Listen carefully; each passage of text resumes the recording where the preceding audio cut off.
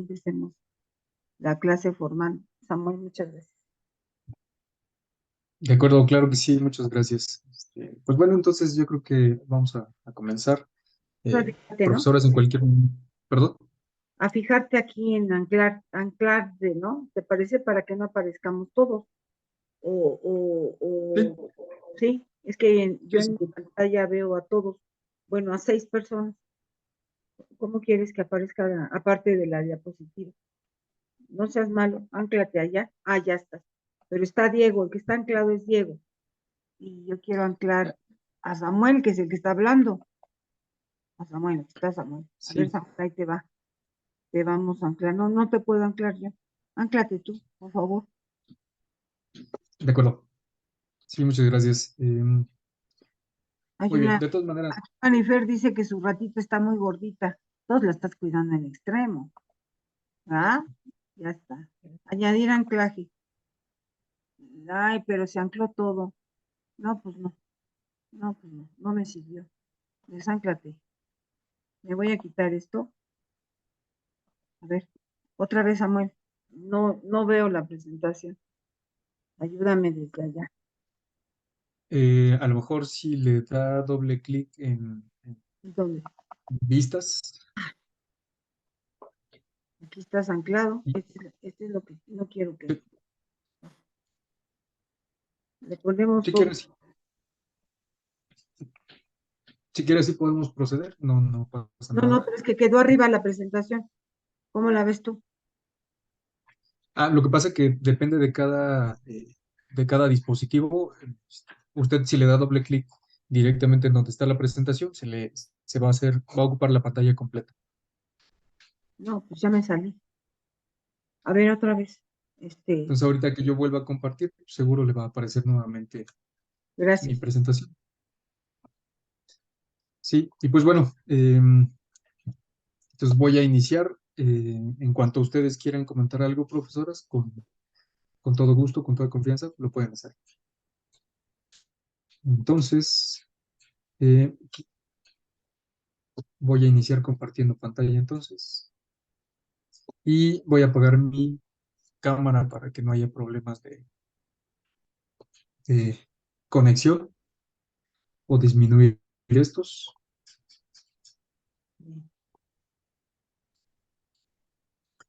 Y pues listo. Entonces, pues vamos a hacer un breve recorrido para algunos conceptos clave que vamos a ocupar. Entonces, en cualquier momento que tengan alguna duda, me pueden interrumpir. Y pues entonces iniciamos. ¿Sale? Bien, pues nosotros en el laboratorio, como ustedes lo recordarán, planeábamos ocupar el espectrofotómetro, cuyo fundamento pues se basa en la capacidad de la luz para funcionar eh, con su dualidad, ¿no? Onda-partícula. Y pues entonces recordemos que el espectrofotómetro se basa en la capacidad de la luz, insisto, y recordemos entonces que la luz en su dualidad onda-partícula, pues esas partículas pueden funcionar o pueden viajar en el espacio o a través de los cuerpos a manera de ondas, y de acuerdo con la longitud de onda, es decir, el ancho que tiene desde un pico hasta el otro, que se puede medir en fracciones de metros o en metros completos, dependiendo de la longitud de onda, será el tipo de rayo o el color que estaremos viendo, ¿no? Por ejemplo, el espectrofotómetro se basa en la luz, en los fotones que viajan a longitudes de onda que van entre 10 a la 15, 10 a la 16, y como son, perdón, esa es la frecuencia. Los valores en cuanto a nanómetros serían de 0.5 por 10 a la menos 6 o 10 a la menos 8. Entonces vean que la longitud de onda es mucho, muy pequeña, estamos hablando de nanómetros. Por eso es que el espectrofotómetro, cuando nosotros regulamos la longitud de onda, pues nos indica en la unidad de nanómetros. Hay otros ejemplos de ondas que son las ondas de radio. Imagínense una onda de una longitud de 1000 metros. Son mucho, muy largas. Y pues podemos ver que ahí por debajo de la luz visible y la luz ultravioleta, pues hay radiaciones con mucha más frecuencia y estas son peligrosas porque son radiaciones ionizantes.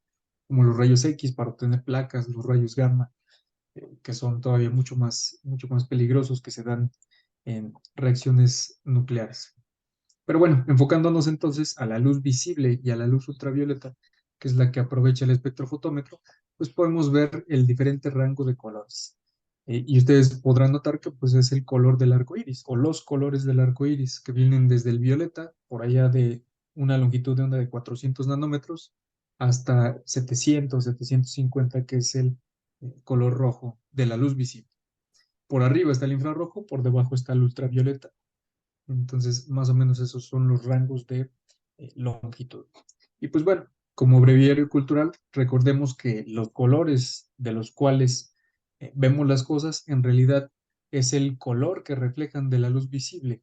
Porque pues en la noche, en ausencia de luz, pues no podemos percibir nada, vemos todo negro, pero en cuanto aparece la luz, empezamos a percibir colores porque la materia absorbe todas las longitudes de onda con excepción de la que rebota. Entonces, por eso vemos que esta verdura tiene un color verde porque absorbe todos menos ese color verde. Eso es lo que dice al menos la teoría del color. Y entonces vemos aquí el color del arco iris y básicamente es el funcionamiento de un espectrofotómetro. Entonces, estos tienen una fuente de luz, que es una lámpara misma que emite un rayo luminoso, hablando de la espectrofotometría visible, de luz visible, y esta es pasada a través de un prisma, y acuérdense que como el prisma tiene una densidad diferente a la del aire, pues la longitud de onda puede difractarse, ¿no? Es decir, puede tomar diferentes caminos justo por esa longitud de onda. Y entonces se puede romper en diferentes colores y en el momento que nosotros programamos la longitud de onda, simplemente lo que estamos haciendo es ya sea mover el prisma o mover la rendija para dejar pasar cierto color de luz. Y entonces aquí podemos ver que el color verde es el que está pasando y pues es un color o una longitud de onda pues intermedia, ¿no? Es decir, de acuerdo con la longitud de onda, pues vamos a ver que es por allá de 550 nanómetros. Y entonces lo que hace el equipo es, él sabe la intensidad de la luz con la que sale de la fuente el rayo luminoso y al mismo tiempo tiene un detector que dice, bueno, yo estoy recibiendo por completo, quiere decir que pasa toda la luz. Pero si recibe solo una fracción de esa luz, pues está asumiendo que lo que sea que tenga esta cubeta o esta celda, eh, pues está absorbiendo luz, ¿no? Y de esa manera entonces hace una diferencia entre cuánta luz obtengo, cuánta luz emití, la muestra está absorbiendo tal. Y entonces eso es lo que determina la absorbancia de cada muestra. Y esto está determinado a través de la ley de Lambert-Beer, que seguramente en química analítica ya revisaron. Y esta ley establece que la absorbancia es proporcional al número de moléculas absorbentes, que obviamente está determinado por la concentración, la longitud de onda y la capacidad de esa sustancia de poder absorber. Se le conoce como coeficiente de extinción o coeficiente de absortividad molar. Entonces, de acuerdo con esta ley, pues podemos nosotros generar lo siguiente, ¿no? Curvas de calibración o curvas patrón, en las cuales si yo incremento la concentración de una sustancia en solución, pues evidentemente la absorbancia va a incrementar también. Esto me permite entonces crear líneas rectas en las cuales yo puedo predecir el comportamiento de una muestra desconocida. Entonces, las curvas de calibración, que normalmente las aprovechamos en el laboratorio para poder identificar la concentración de proteínas, pues nos ayudan a determinar la concentración de una muestra desconocida. ¿Cómo lo hacemos? Pues bueno, sabemos entonces que esta serie de preparaciones de diferentes concentraciones nos dan cierta señal, nos ayudan a construir una línea recta y de acuerdo con lo que aprendieron en asignaturas anteriores, pues sabemos que la línea recta, la ecuación de la línea recta está determinada por esta expresión y entonces sabemos que Y es la señal, que sería la absorbancia, M sería la pendiente, que estaría multiplicando la concentración, que sería la variable independiente, y una ordenada al origen. Entonces, si nosotros generamos esta expresión matemática y le damos valores porque podemos realizar una regresión lineal y a partir de ella obtener los valores de pendiente y de ordenada al origen, pues entonces yo puedo hacer un despeje para poder determinar la concentración a partir de una absorbancia conocida. Y entonces de esa manera podemos interpolar sí, la concentración de una muestra desconocida cuando conocemos su absorbancia. Y lo ideal es que esa absorbancia se encuentre a la mitad, preferentemente, de la curva patrón. ¿Por qué? Porque por arriba y por abajo no sabemos cómo se comporte esa linealidad.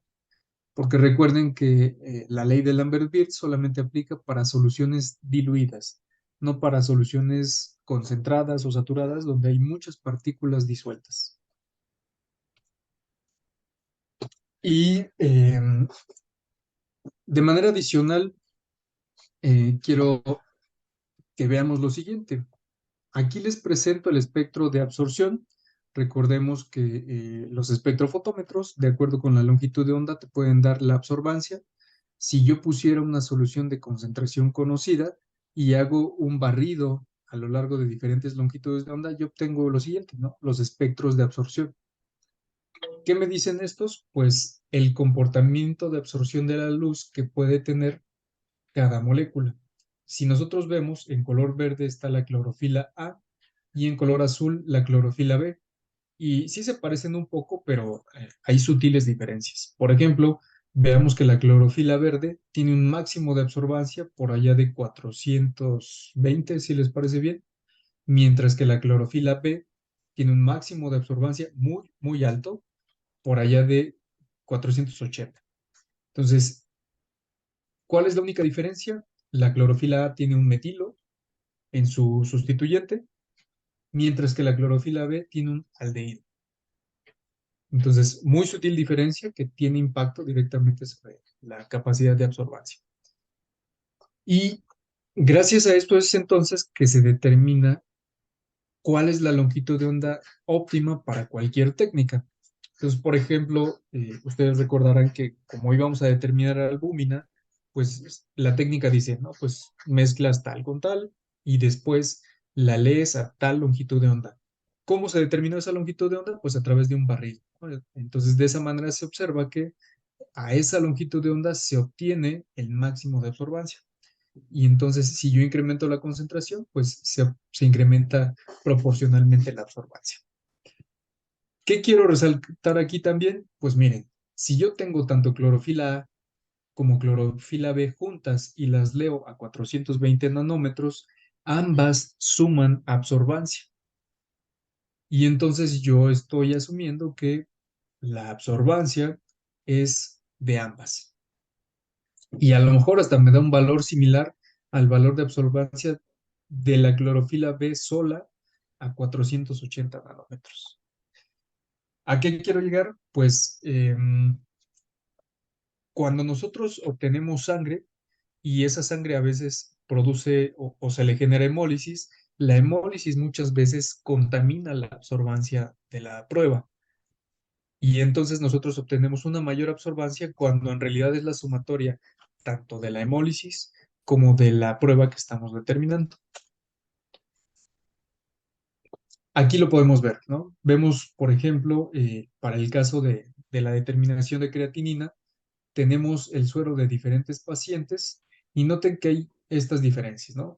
Sin hemólisis, que es un color verde, que es un color azul, perdón, con hemólisis, que es un color rojo, y una hemólisis leve. Es la misma muestra del mismo paciente y el mismo día. Vemos en color morado el límite superior, en color inferior, perdón, en color azul más claro, el límite inferior, ¿no? Los rangos normales de variación. Entonces vean que sin hemólisis, me voy a centrar en el paciente número 12. Sin hemólisis, pues el paciente tiene un resultado de creatinina normal, ¿no? De hecho, está justo o muy cerca de la mitad del límite superior y del límite inferior. ¿Qué pasa si tuviera una hemólisis marcada? Vean, de hecho, se aproxima al límite superior. Sin embargo, vean que con una hemólisis leve se dispara o se disparó en ese paciente. Imagínense decirle a un paciente que tiene una creatinina muy alta y le dicen eso al médico y va a decir, pues tiene un problema renal, cuando en realidad todo venía directo de que la muestra se obtuvo con hemólisis. Entonces, a esto es a lo que quería llegar, ¿sale? Entonces, para que tengamos en cuenta lo siguiente. Y justamente cuando nosotros procesemos datos, tengamos cuidado de identificar si la muestra estuvo o no hemolizada. Entonces, la recomendación, desde mi punto de vista, la mejor que podemos hacer es eliminar cualquier resultado que obtengamos de una muestra hemolizada, porque te puede dar resultados totalmente fuera de la realidad. Y bueno, en la diapositiva que me salté hace un rato era para resaltar algunas recomendaciones, ¿no? Algunas buenas prácticas de laboratorio cuando se trabaja con la espectrofotometría. Entonces, primero es seleccionar la longitud de onda adecuada, como ya lo vimos, la importancia en este gráfico. Y, por ejemplo, si nosotros determinásemos triacilgliceroles o colesterol, tiene que ser a 505 nanómetros. Si determinamos proteínas, para la técnica que se tiene trabajada en el laboratorio es a 545 nanómetros. Siempre se lleva a cero el espectrofotómetro. Esto es decirle al espectrofotómetro que en realidad cuando nosotros ponemos agua o el reactivo, aquí, porque sí tiene cierta absorbancia, que el equipo lo lea como cero, absorbancia de cero. Y después de llevar a cero el espectrofotómetro, colocar la celda adecuadamente, porque vean que si nosotros nos enfocamos en esta celda, esta parte está mucho más delgada, esta sección, que esta otra, ¿no? Aquí es una celda cuadrada, no hay problema. Sin embargo, pues las celdas tienen una manera de colocarse, ¿no? Vamos a llamarlo así, tienen una cara. Entonces, recuerden que la ley de Lambert-Beer dice que tiene que ser 1 centímetro de longitud de onda. Entonces, la colocación de la celda es muy importante para que se respete ese centímetro. Aquí lo podemos ver, ¿no? Cuando colocamos esta solución verde, pues de aquí a acá no es 1 centímetro. Entonces, el espectro bueno, la celda se tiene que colocar de manera correcta en el espectrofotómetro para que la luz pase atravesando todo el centímetro. Posteriormente, verificar que la absorbancia sea igual a cero con el tubo blanco, porque sabemos que el tubo blanco tiene todo menos la muestra, menos lo que nos interesa. A lo mejor este es el tubo blanco de esa determinación y vemos claramente una mayor intensidad en este, ¿no? Entonces, a pesar de que el tubo blanco tiene coloración, vamos a decirle al equipo que lo considere como cero. Y debido a que utilizamos la misma celda, bueno, yo siempre recomiendo utilizar la misma celda para realizar la misma medición, porque a veces entre celdas están dañadas, rayadas, entonces le sumas el error de la celda. Se recomienda entonces enjuagar esas celdas muy bien antes de colocar la siguiente disolución. Y que el haz de luz incida directamente sobre la celda, y esto coincide con el paso número 3. Y finalmente no olvidemos ser amigables con el ambiente y disponer correctamente los residuos. Siempre hay recipientes, o al menos en el laboratorio siempre nos preocupamos porque existan recipientes para poder desechar de manera adecuada los residuos. Y bueno, pensemos, para lo que vamos a hacer, quiero hacer pues un breve recordatorio o breve planteamiento de lo que hicimos o intentamos hacer. En este caso, esta presentación estaba diseñada para un proyecto para utilizar hepatotóxicos con hepatoprotectores, que son moléculas que actúan directamente a nivel de hígado. En nuestro caso, pues pensemos que el grupo 2 es al que le estamos administrando albúmina y el grupo 3, pues la albúmina, pero en una mayor concentración. Entonces, pensemos que nuestras ratas que nos dieron son de un peso de 230 más menos 50 gramos para todo el grupo. Se les dio alimento y bebida ad libitum durante una semana de ambientación y las 5 semanas posteriores fueron administradas con el tratamiento de albúmina que ya se planteó. Al final de la experimentación se obtuvo muestra sanguínea, que espero que sí podamos obtener mediante punción cardíaca para poder determinar diferentes parámetros bioquímicos en sangre. Y entonces la tabla que yo les voy a presentar es de este estilo. donde obtenemos que por cada rata y por cada semana se obtuvieron muestras sanguíneas y aquí, por ejemplo, hablamos de proteínas totales. Se realizó la prueba de proteínas totales y cada muestra, cada suero de rata obtuvo esta absorbancia. Vale la pena resaltar que los colores resaltados en rojo indican sueros hemolizados. Entonces, insisto, yo siempre recomiendo mejor dejarlos de fuera desde un principio. Y entonces ahora sí vamos a platicar un poco sobre los métodos de cuantificación de biomoléculas. Iniciando con proteínas totales, la técnica que tenemos en el laboratorio eh, se prepara de la siguiente manera. Se realiza una curva patrón en la cual, como ya lo vimos en una diapositiva anterior, tenemos diferentes sistemas con diferentes concentraciones, por lo tanto, el color que se desarrolla es diferente y las muestras tratamos de que queden interpoladas, ¿no? Que estén por allá de aproximadamente la concentración intermedia de la curva patrón. Lo que se hace es, se agregan agua destilada o estándar de proteínas para los tubos, o en su caso para los tubos problema, se coloca suero, esta cantidad en mililitros, se agrega hidróxido de sodio, reactivo de Biuret con este volumen, se dejan reposar durante 15 minutos y se lee la absorbancia a 545 nanómetros. ¿Cuál es el fundamento de esta prueba? Pues vemos que los enlaces peptídicos, recordemos que hay nitrógeno entonces, son enlaces de tipo amida, pero hay nitrógenos salteados a lo largo de la proteína, pues estos reaccionan para formar un enlace coordinado con el cobre en medio alcalino y esta interacción desarrolla un color violeta. Entonces, mientras más enlaces peptídicos tengamos debido a la concentración de proteína, pues más color violeta se va a ir desarrollando. Para el caso de la albúmina tenemos algo un tanto diferente. Aquí no se hace una curva patrón, sino se prepara un tubo blanco, un tubo estándar o patrón, donde se agrega una solución de albúmina de concentración conocida o proteína estándar y de esa manera se desarrolla un color, vamos a llamarlo estándar. Simplemente para hacer el cálculo se hace una regla de tres, donde pues si tú conoces la absorbancia del patrón y la concentración del patrón, al momento de conocer la absorbancia de esa muestra, pues puedes conocer la concentración de la misma. Entonces se mezcla 2.5 mililitros de una solución de un colorante, que es verde de bromocresol. Si es el tubo blanco, se mezclan con 5 microlitros de agua, el tubo estándar o patrón con 5 mililitros de la solución patrón y el tubo problema con 5 microlitros de suero. Se mezcla y de inmediato se puede leer la absorbancia a 630 nanómetros. Y el fundamento es el siguiente.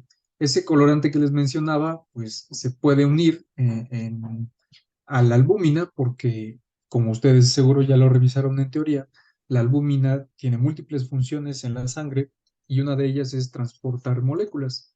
Y ya sea que estas moléculas sean hidrofóbicas o hidrofílicas, pues tiene diferentes sitios esta albúmina. Por lo tanto, entonces, este colorante se puede situar en esos lugares y desarrollar un color. Entonces, a mayor cantidad de albúmina, mayor intensidad de la coloración. Para el caso de triacilgliceroles, vemos entonces que es algo similar en cuanto a la metodología anterior. Tenemos tres diferentes tubos, blanco, patrón y muestra, en los cuales se agrega un reactivo, un mililitro de reactivo, 10 microlitros ya sea de patrón o de suero problema. Noten que aquí el blanco es únicamente ese reactivo. Esta prueba se realiza a partir de un kit que hemos utilizado a lo largo de algunos años, de la marca Spin React, mismo que pues, se vende de manera comercial. Simplemente entonces sacamos del refrigerador, mezclamos este reactivo con cada una de las sustancias que ya mencionamos, se incuba durante 5 minutos si es que estamos a 37 grados Celsius o tenemos un baño María o a temperatura ambiente durante 10 minutos. Entonces, posterior a este tiempo se lleva a cabo la reacción, o más bien durante este tiempo se lleva a cabo la reacción y el color permanece estable durante 1 hora aproximadamente y se puede leer a 505 nanómetros. La absorbancia del patrón y el blanco, y se hace una regla de 3, como ya lo comentábamos. Y este se fundamenta en que los triacilglicéridos presentes en la muestra pueden ser hidrolizados por la lipoproteína lipasa a glicerol, mismo que con ayuda de la glicerol sinasa se fosforila, se oxida, eh, transformándose en la dihidroxiacetona fosfato, y con ayuda de la 4-aminofenazona y para clorofenol y una peroxidasa, esta sustancia, la dihidroxiacetona fosfato, se transforma en una quinona, misma que desarrolla un color rosa, rojo, y esto es importante porque es un color similar al de la hemólisis. Entonces, la hemólisis puede afectar directamente a los triacilgliceroles, en mucha mayor medida tal vez que en la determinación de albúmina o de proteínas totales. Finalmente, según esta presentación, creo que también tenemos el colesterol, que en esencia es casi lo mismo que triacilglicéridos. Tenemos 3 tubos, el reactivo es un poco diferente, pero se hacen las mismas mezclas, se incuba y se deja reposar por el mismo tiempo. De hecho, se lee la misma longitud de onda. Y aquí el fundamento es que los ésteres de colesterol, porque lo que determina es colesterol total, hidrolizan esos ésteres para dejar el colesterol libre. Posteriormente, este colesterol es oxidado a la 4-colestenona, que con ayuda del fenol y la 4-aminofenosana y peróxido de hidrógeno, se genera la quinoneimina, misma que platicábamos en la diapositiva anterior. Entonces, a mayor concentración de colesterol, pues mayor desarrollo de la coloración por la presencia de quinoneimina. Y pues no lo determinamos, entonces yo creo que por cuestiones de tiempo me lo salto.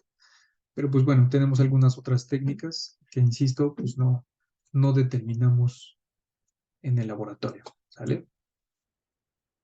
Eso fue con respecto a la determinación de pues algunos analitos en sangre. No sé si tengan alguna duda con respecto a eso.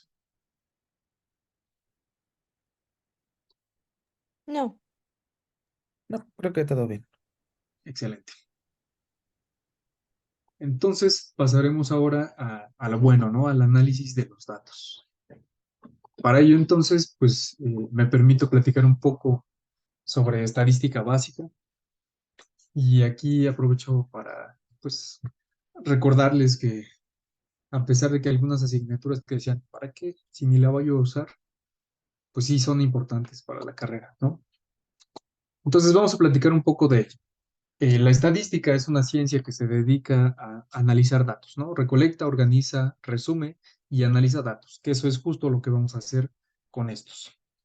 Y debido a que es imposible ir determinando, o más bien determinar la concentración de todas las ratas del mundo, por ejemplo, o de todos los humanos del mundo, pues la estadística se basa en tomar muestras para poder describir una población. Entonces, se asume que esa muestra tiene un comportamiento similar al de la población. Y pues así es como le hacemos, ¿no? La estadística descriptiva hace eso, caracteriza una muestra para poder determinar la descripción de una población. Si vamos en el sentido contrario, es decir, si hay un patrón determinado en la población y nosotros tomamos una muestra, asumimos que esa muestra tiene el comportamiento de la población, es decir, la estadística inferencial o predictiva a partir del comportamiento de la población. Entonces, desde el punto de vista de la estadística descriptiva, tenemos pues algunas variables, algunos parámetros que podemos describir como sigue. Medidas de tendencia central, que son la media, la moda y la mediana, y medidas de dispersión, la varianza y la desviación estándar. Nosotros nos vamos a centrar en la media o el promedio de los datos que obtengamos por grupo de ratas, y vamos a aprovechar también la desviación estándar o la varianza, que es la variación que puede tener con respecto a esa media tal parámetro. Y entonces, generalmente nosotros asumimos, cuando trabajamos en el laboratorio, que las ratas, la población de las ratas se comportan de una manera normal o siguiendo una distribución normal, recordando sus clases de estadística. ¿Qué significa esto? Pues bueno, hay la mayor parte de la población tiene un promedio, pero hay extremos de menor concentración o de mayor concentración de ciertos parámetros. Cuando ustedes consultan un valor estándar o un valor normal de algún parámetro en sangre, normalmente les dan un promedio más menos un valor, ¿no? Y este más menos un valor, pues normalmente es después de que se realizó este análisis descriptivo, se identificó el promedio de muchas personas y se estableció que, por ejemplo, la glucosa normalmente tiene un valor de 90 gramos por decilitro en sangre. Y entonces, el valor, 90 miligramos por decilitro, perdón. Entonces, la mayor parte de la población tiene 90 miligramos por decilitro. Pero hay personas que de manera saludable pues manejan valores de 80 o valores normales de 100 miligramos por decilitro. Sin embargo, si caemos por debajo o por arriba de esos valores, pues ya estamos pensando en valores que pueden ser un poco anormales, ¿no? Que hay que tomar cuidado en eso. Y así es como se determinan o se aplica la estadística directamente a esas determinaciones o a esas concentraciones de diferentes valores en sangre. Ahora, continuando con la estadística inferencial, lo que nosotros vamos a hacer es lo siguiente. Una vez que nosotros procesemos la absorbancia de los datos para obtener las concentraciones, pues vamos a obtener lo siguiente, ¿no? Obtenemos promedios y más o menos el intervalo de confianza que les mencionaba, que es este. Entonces, lo que vamos a hacer posteriormente es graficar esos promedios y comparar el comportamiento que fueron teniendo durante las siguientes semanas de esa determinación. Aquí vemos un ejemplo de un gráfico de colesterol, donde vemos que obviamente es el colesterol determinado en muestra sanguínea. Vemos que a la semana número 1 son valores normales y tanto el grupo 1 como el grupo 2, pensemos que el grupo 1 es un grupo blanco, el cual no se le administró nada, y el grupo 2 es un grupo con tratamiento. Entonces, era de esperarse que al inicio de la experimentación pues tuvieran valores similares, porque en realidad, aunque tú hayas administrado ese día cualquier cosa que hayas administrado, pues las ratas vienen de ser o tener un comportamiento normal. Si a lo largo de las siguientes semanas empieza a tener un efecto esa administración, pues vamos a ver cambios. En este caso, incrementa el valor de colesterol. Entonces, la parte crucial de la discusión de estos resultados sería lo siguiente. Cuando nosotros analizamos ese intervalo de confianza, es decir, lo que vemos por acá, Excel nos puede ayudar fácilmente a darnos un parámetro conocido como error estándar o error típico, y no es más que hace un análisis de los datos de cuál es el valor menor y cuál es el valor mayor de ese grupo de ratas, por ejemplo, y te dice, bueno, el promedio de estas ratas es de allá de 100 miligramos por decilitro, pero también encontraste ratas que tenían valores de 90 miligramos por decilitro y de 110. Entonces, de esa manera es que nosotros lo podemos procesar, ¿no? Y determinar si existe diferencia significativa, y menciono la palabra estadísticamente significativa, porque aquí ya estamos aprovechando la estadística para poder determinar de manera fiable si hay diferencia entre ambos grupos. Ahora, ¿cómo es que lo podemos analizar o determinar si hay diferencia significativa? Vamos a analizar lo siguiente. Tomemos esta gráfica y yo estoy tomando una sección completa, ¿no? La barra completa, donde en medio dejo el promedio. Y si yo la giro, así como está, la giro 90 grados hacia la derecha, voy a observar lo siguiente. Vean que obtenemos, de hecho, algo similar a lo que vemos en la distribución normal. Es decir, tenemos el promedio y el intervalo de confianza. Entonces, de esta manera yo puedo determinar cuál sería el intervalo de confianza para esa población. De esta manera yo puedo llegar a la siguiente conclusión. podemos ver que en las primeras 2 semanas no hay diferencia significativa, pero en la semana número 3, 4 y 5 existe diferencia estadística entre el grupo 1 y 2 durante las semanas 3, 4 y 5, debido a que ese intervalo de confianza descrito por ese error típico no empata o no coincide con el error estándar del grupo blanco. ¿Sale? Diego, adelante, ¿tienes una duda? Sí, bueno, bueno, ahorita con lo que menciona me recuerdo vagamente de plantear las hipótesis, ¿no? Pero Sí, para la estadística aplicada, aquí también se puede plantear la hipótesis, pero bueno, con los datos, ¿no? De las ratas. sí, sí, sí, exactamente igual que lo hacemos. Es decir, nosotros a lo mejor no lo hicimos como lo vieron en estadística, ¿no? De tu hipótesis nula e hipótesis alternativa, pero en realidad la estamos asumiendo. Tú estás diciendo que tu hipótesis nula es lo que planteas, ¿no? Que la albúmina va a generar modificación en los parámetros de albúmina en sangre y de proteínas totales. Mientras que tu hipótesis alternativa es lo contrario, no va a haber cambio. Y entonces la prueba de hipótesis es nada más aceptar o refutar la hipótesis nula. Pero vamos, aunque no lo hicimos matemáticamente, pues con fines prácticos o de manera aplicada, pues sí lo vamos a hacer. Sí, no sé si resolví tu inquietud. Sí, muchas gracias. No, ¿de qué? Entonces, de esa manera es que se discuten estos resultados. ¿Sí? Entonces, la conclusión a la que llegamos es, esto sugiere que el tratamiento, cualquiera que sea, en el grupo número 2 está causando un incremento significativo de colesterol a estas semanas. Y esta es la parte culminar del análisis de los datos. Entonces, a esto es a lo que queremos que llegue. ¿Sale? Y pues bueno, simplemente para recordar lo que les decía, pues los valores normales de parámetros en sangre, pues se determinan así, ¿no? Cuando vemos esos rangos, no son más que el intervalo de confianza determinado por el error típico que se obtiene a lo largo de una población. Es decir, ya hubieron personas que se dedicaron a analizar muchas ratas, suero de muchas ratas, entre comillas, normales, para determinar cuáles son los valores normales de estas sustancias en sangre. ¿Sale? Y lo mismo que fue para ratas, pues así aplica para cualquier otra especie, incluidos los humanos. ¿Sale? ¿Dudas, comentarios?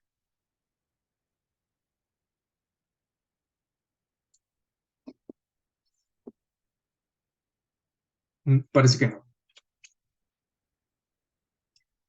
Entonces, pues vamos ahora sí a lo bueno, ¿no? Es decir, vamos al archivo en Excel.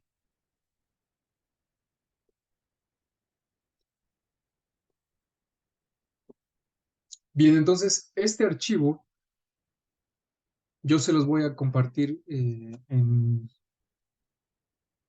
Classroom para que ustedes puedan trabajar sobre este, ¿sale? Y va a consistir de lo siguiente. Entonces, en realidad lo adapté muy rápidamente ahorita en los minutos que les pedí para pues, que se tratara de ajustar lo más que se pudiera a nuestro proyecto, ¿sí? A la administración de albúmina. Recuérdenme, ¿solamente plantearon la administración de una dosis de albúmina o dos dosis diferentes?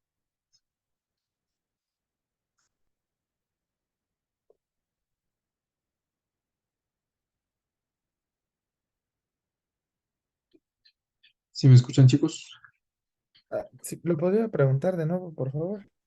Claro, ¿solamente administraron una dosis de albúmina o más de una dosis? Solo una dosis diaria. Punto 15 y punto 30. Dos. Entonces fueron dos, ¿no? Ah, sí, Sí. sí, sí, sí. Ok, El punto. entonces, pues sí, eso es lo que medio recordaba. Entonces, esta serie de resultados que les presento aquí, pues en realidad es basada en lo siguiente, ¿no? Tratando de adaptarse lo más que se pudiera a sus resultados. Es se tienen 3 diferentes grupos de animales, de los cuales uno es el grupo blanco, el siguiente es grupo de albúmina con la primera dosis, y el último grupo es la albúmina con una dosis mayor. Y entonces este documento contiene los datos de absorbancia de estos parámetros: proteínas totales por cada semana, colesterol, triacilgliceroles y valores de peso. Entonces, cada hoja de este documento tiene esos diferentes datos para poder analizarse. Y bueno, aquí cada proyecto no tiene patoprotectores, sino tiene diferentes concentraciones de albúmina, ¿no? Bueno, administraciones albúmina. Y bueno, aquí están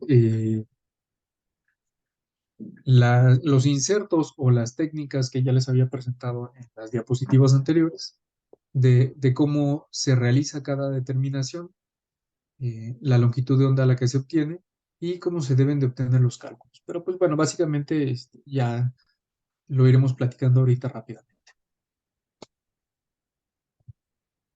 Y entonces pueden ver que tenemos que son 6 ratas para cada grupo: el grupo blanco, el grupo de albúmina y el grupo de albúmina con la siguiente dosis.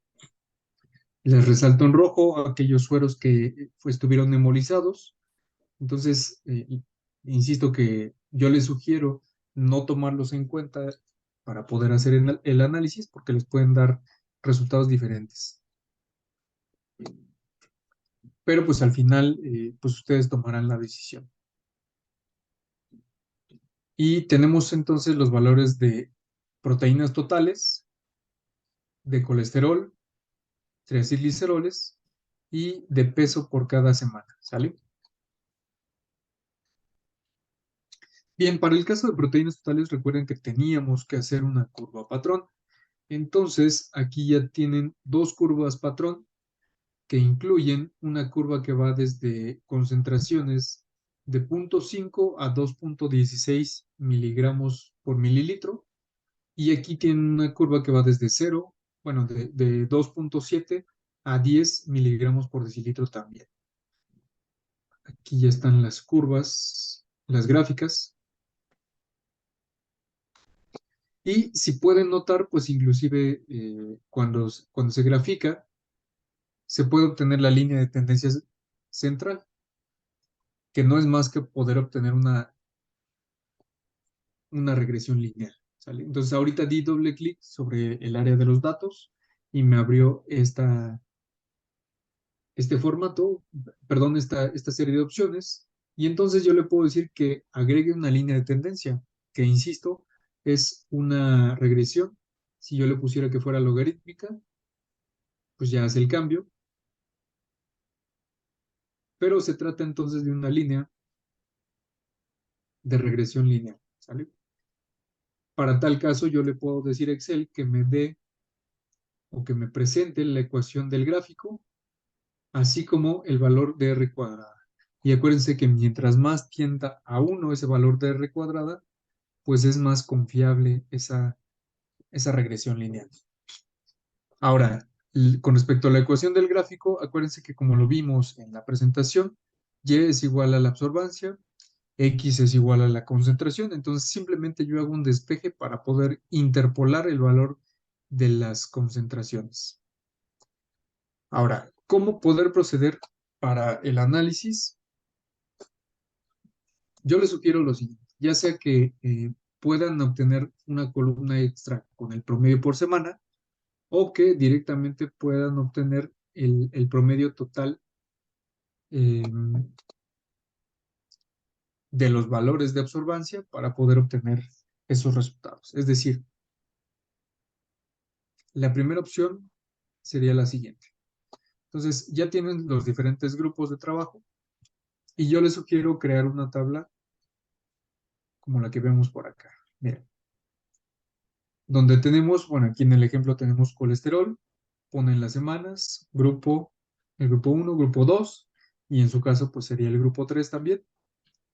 Y entonces numeran las semanas y aquí como grupo 1 le podemos poner, o vamos a ir extrayendo el promedio de concentración, porque aquí ya vamos a graficar, acuérdense, de la concentración. Entonces vamos paso por paso para poder ir llegando a esto. Pero insisto entonces que yo les sugiero tener esta presentación de resultados y vamos a ponerlo por acá.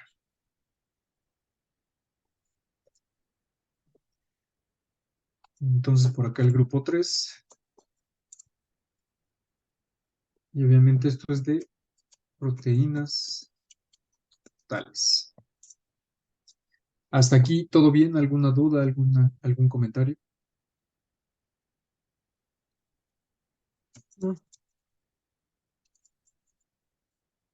No. No. Muy bien. Entonces, todo fue a lo largo de 5 semanas. Y entonces tenemos que, aquí vamos a dar o poner el promedio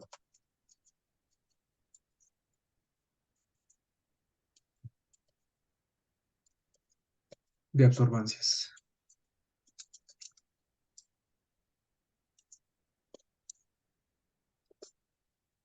Y pues Excel es una herramienta maravillosa porque podemos hacer lo siguiente, ¿no? Para la semana número 1, que es esta, yo puedo decirle a Excel, pongo un signo de igual y le digo que me obtenga el promedio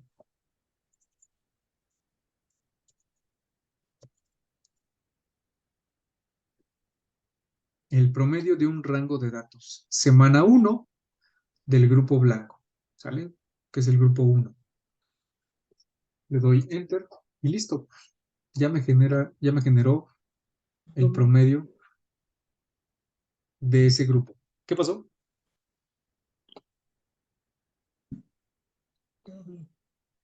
Parece que no hay dudas, ¿verdad? Y entonces para el grupo número 2, que sería este grupo, pues hago exactamente lo mismo, ¿no? Entonces yo le digo que obtenga el promedio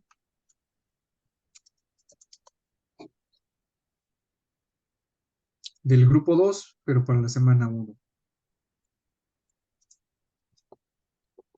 Y en automático, pues me está dando los valores de cada una de las semanas de promedio de absorbancia.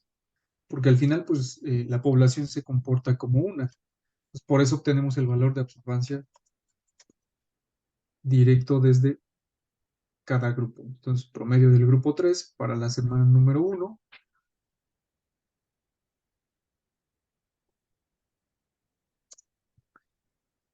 Y listo. ¿Sale? Ahora, ¿qué es lo que voy a hacer después? Esas absorbancias las voy a transformar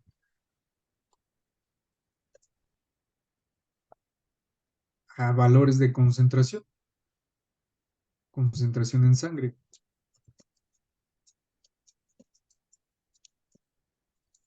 ¿En qué unidades? Pues se reporta en miligramos por decilitro o en gramos por decilitro, para el caso de proteínas totales.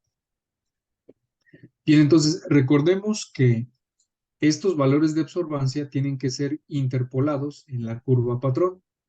Entonces, dado que los valores de absorbancia están por allá de 1.8, vamos a ver cuál de las dos rectas me sirve. En definitiva, la absorbancia de la primera curva llega hasta máximo 0.9, 0.8. Entonces, aquí la curva que me sirve sería esta, ¿no? La segunda curva, cuyos valores de absorbancia van desde 0 hasta 2.5. Entonces, por ello, yo ocuparé los valores de la pendiente, así como de la ordenada al origen de esa curva. Entonces, ¿cuáles son los valores de la pendiente? Aquel valor que está unido a la X, y el valor de la ordenada al origen es el otro dato. ¿Sale? Y entonces, si ustedes recuerdan, de acuerdo con el despeje, obtenemos lo siguiente, ¿no? Sabemos que entonces, bueno, yo creo que me voy a ir a la diapositiva para que la puedan ver.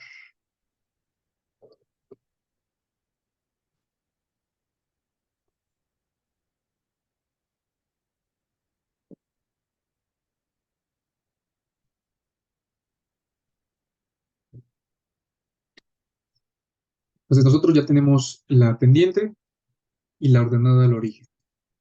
Si hacemos el despeje, entonces llegamos a lo siguiente. Sabemos entonces que la concentración va a ser igual a la absorbancia menos la ordenada al origen,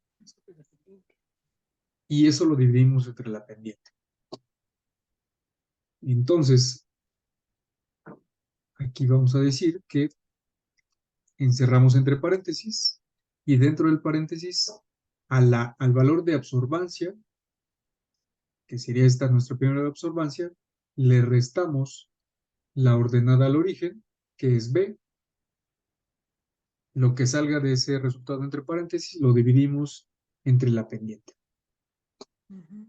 Y de esta manera nos daría un valor de concentración en miligramos por mililitro. De hecho, aquí como lo vemos en la curva patrón, entonces vamos a corregir nuestras unidades. ¿Qué pasó, Diego? Ya está Perdón, como Sebastián. la pantalla de Excel, perdón.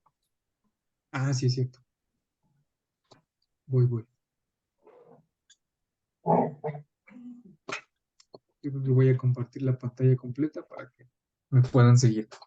Bueno, entonces, como les decía, en la presentación ya vimos que la ordenada al origen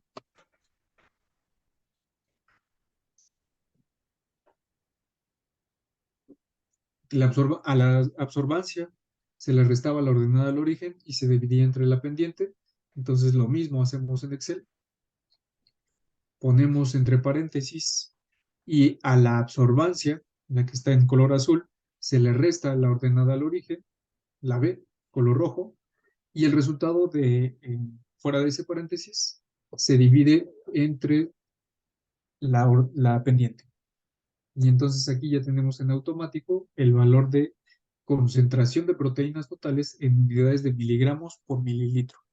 Por eso es que les decía que aquí corregimos entonces nuestras unidades en la tabla.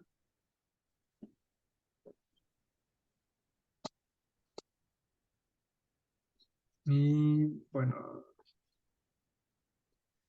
aquí copié todo esto. Entonces esto lo voy a poner hacia acá. Lo puedo arrastrar y pues me equivoqué porque los valores de absorbancia están acá arriba. Entonces yo puedo arrastrar.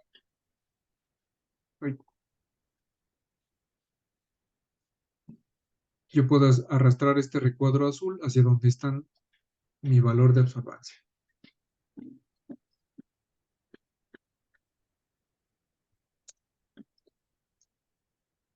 Eliminamos esto.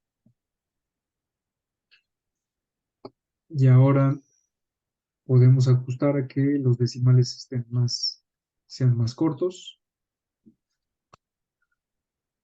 Y esto, para poder jalar y que aplique la misma fórmula para obtener los resultados de estos otros dos valores, yo hago lo siguiente.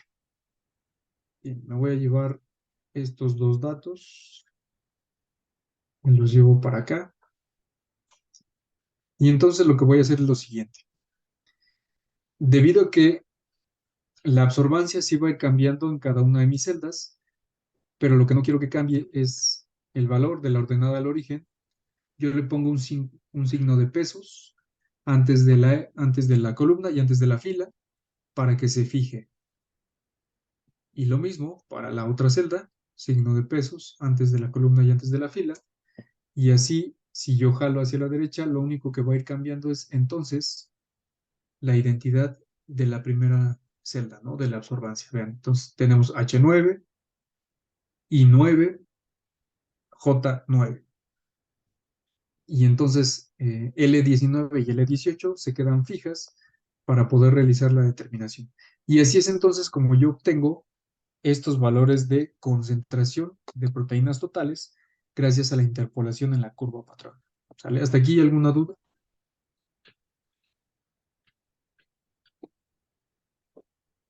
Muy bien. Entonces lo que sigue vamos a graficar.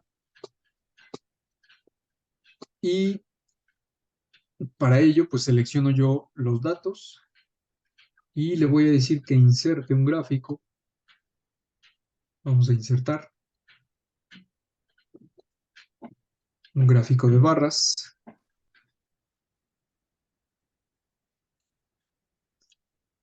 Bueno, en realidad un gráfico de columnas. Y vean, en automático, bueno, aquí nos está graficando las semanas, entonces vamos a ir modificando un poco el gráfico para ajustarlo a nuestras necesidades.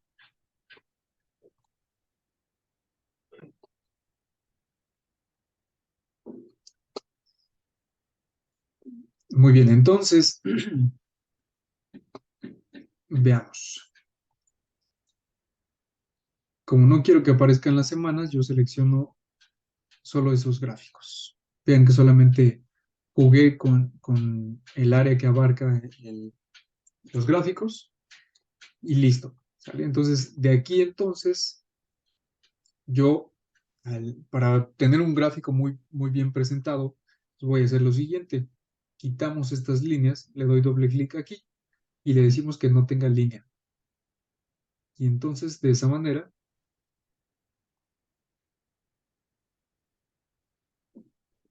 quitamos todas estas líneas del medio. Luego, aquí si queremos que tenga línea, le decimos que sea línea sólida y ya la agrego.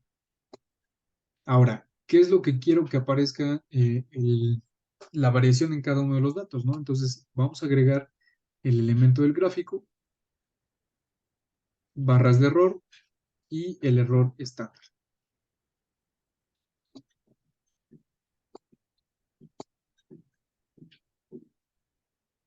Bueno, nada más que me pide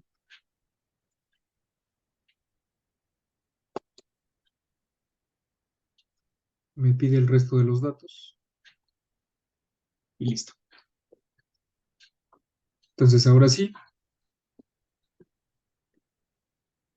vean que yo pude duplicar el resto de los valores a lo largo de todos los otros datos, ¿no? Entonces, mañosamente lo voy a hacer ahorita y manipular para que puedan ver las diferencias que pueden haber entre cada grupo.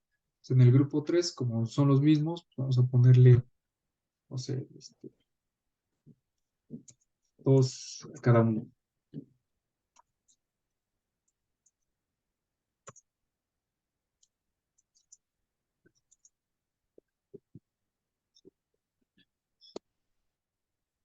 Y entonces hacemos exactamente lo mismo. Agregamos el diseño del gráfico, agregamos el elemento, las barras de error y el error estándar. ¿Sale? Y como pueden notar, ya lo agregó, entonces vamos a completar el formato del gráfico, decirle que son proteínas totales en sangre. Y también le decimos que agregue el título de los ejes, perdón, títulos de eje, horizontal y vertical.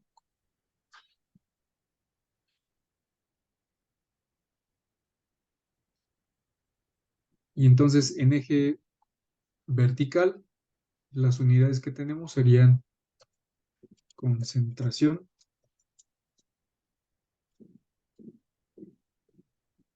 y entre paréntesis vamos a poner que las unidades son miligramos por mililitro.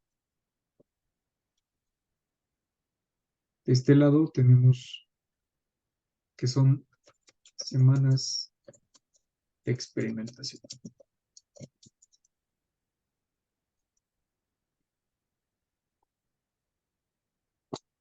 Y noten que ahora que hago un poco más grande el gráfico, fácilmente se pueden identificar los errores estándar, ¿no? Y noten que curiosamente el grupo 2, que tiene valores exactamente iguales, voy a hacer un zoom. En realidad los errores estándar son nulos, ¿no? Casi no hay error, casi no hay variación. Mientras que para el grupo 3, que varía desde 8 hasta 13, ven que el error es mucho mayor. ¿Sale? ¿Qué les dice esto? Pues bueno, si nosotros retomamos esta parte analítica, eh, eh, la parte estadística, decimos que, pues como coinciden los intervalos de confianza o las barras de error para las semanas 1 y 2, pues no hay diferencia significativa entre los grupos 1, 2 y 3 con el blanco, ¿no? Que es el grupo 1. Pero para las semanas 3, 4 y 5 sí hay diferencia significativa. ¿Sale? ¿Dudas hasta aquí?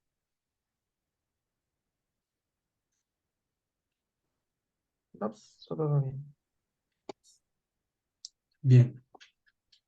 Ahora, ¿qué vamos a hacer para las otras determinaciones? Pues como les decía, ¿no? Si se trata de colesterol, simplemente nos basamos o hacemos básicamente lo mismo. Yo lo que voy a hacer es copiar esta misma tabla.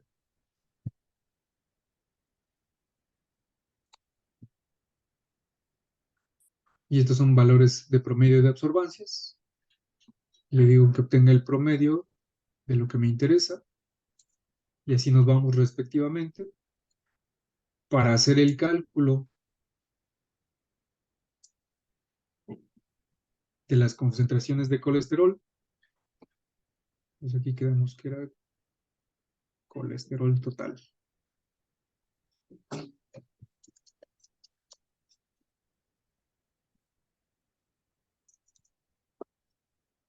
Lo mismo acá, colesterol total.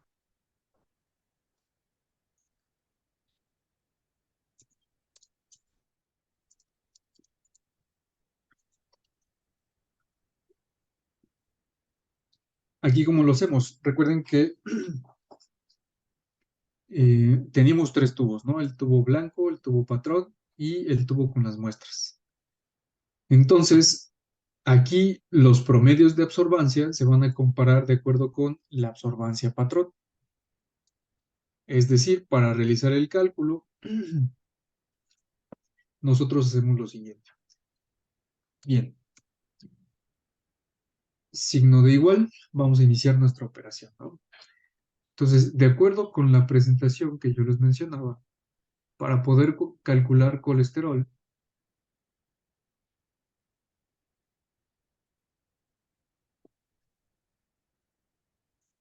necesitábamos este mismo cálculo que para triacilgliceroles, donde la absorbancia de la muestra se divide entre la absorbancia patrón y se multiplica por la concentración del estándar, que normalmente para este kit, o la mayor parte de los kits, es de 200 miligramos por decilitro esa concentración.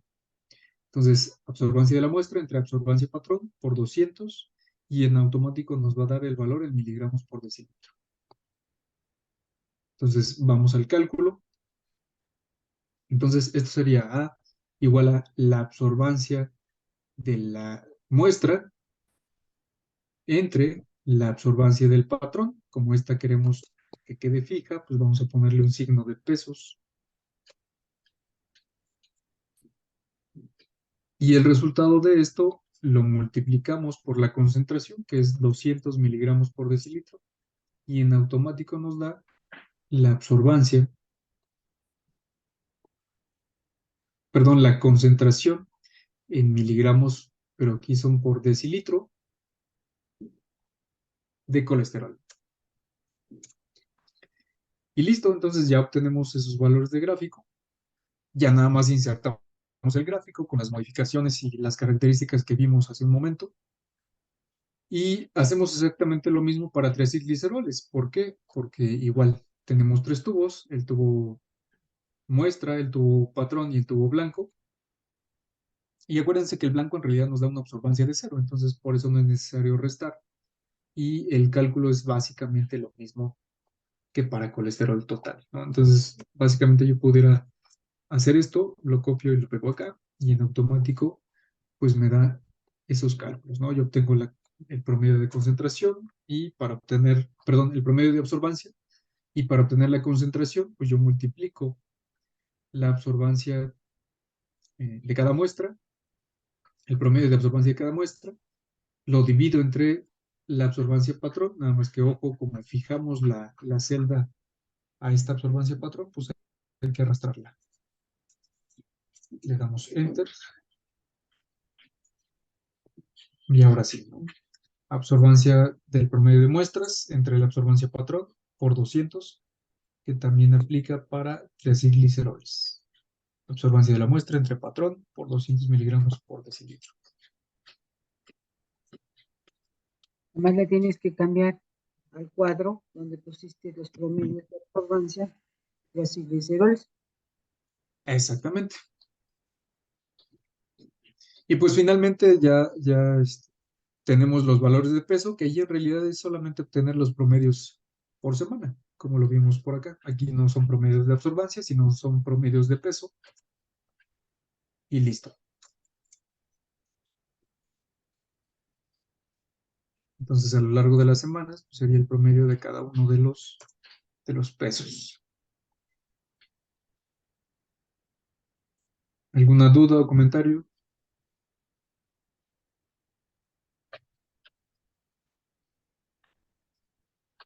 Y pues básicamente con eso terminaríamos el análisis de los datos. Y pues ya solo restaría hacer esa leyenda que veíamos. Bueno, la pongo de una vez para que no se les pase. Ah, no, ya cerré la presentación. Pero la leyenda que decía que en las semanas 3, 4 y 5 se había diferencia porque el error estándar pues no coincidía con el error de los grupos blancos, ¿no? Entonces, esa sería la manera en que procederíamos a analizar los datos. Ojalá que dentro de 8 días sí podamos estar en la FES, obtener esos valores de absorbancia y procesarlos rápidamente, pues para poder terminar satisfactoriamente o lo mejor que se pueda nuestro proyecto. Muy bien. Se puede